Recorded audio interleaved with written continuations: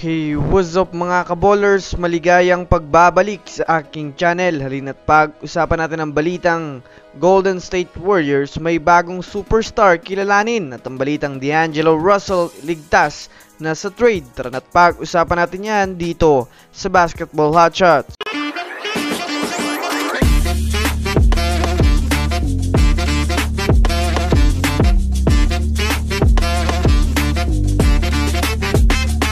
Una nga muna tayong dumako mga kaballers sa balita patungkol sa kupunan ng Los Angeles Lakers. Alam naman nga po natin mga kaballers na mainit ang pag-trade kay D'Angelo Russell sa ibang mga teams bago pa man nga po magsimula ang taong ito.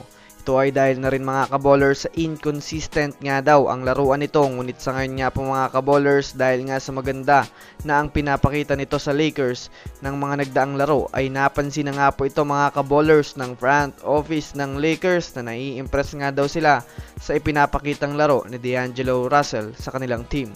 Well, kung susumadahin nga natin mga kaballers, mukhang malabo na talagang bitawan ng Lakers ngayong trade season itong si D'Angelo Russell dahil na rin sa nakikitaan na nga ito ng malakas na impact sa kupunan ng Lakers.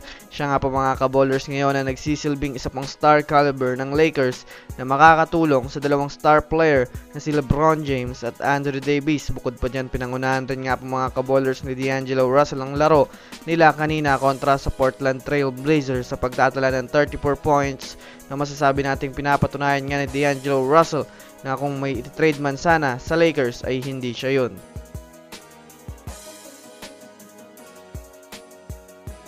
Samantala, dumako naman tayo ngayon mga kaballers sa balita patungkol sa may bago nga daw superstar ang Golden State Warriors.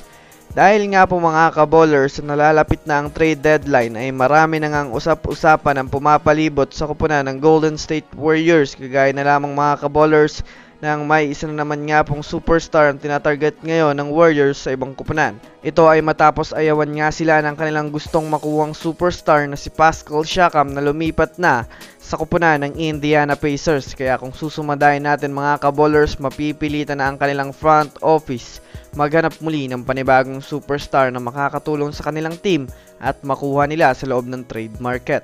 At base nga po mga kaballers sa inilabas ng The Litron Sports writer, balak nga po mga kaballers kunin ng Warriors itong si Lauri Markkanen sa Utah Jazz sa isang blockbuster trade. Alam naman nga po natin mga kaballers na available na ngayon si Lauri Markkanen sa trade market, kaya kung tutusin mga kaballers, may isa na naman silang superstar na tinatarget ngayon sa napapalapit na trade deadline. So that's it for today's video mga kaballers. Yun lang ang ating pag-uusapan sa ngayon. Pindutin ang subscribe and hit nyo na rin ang notification bell para sa mga susunod na updates sa mundo ng basketball. Again, this is Basketball Hotshots. Thanks for watching.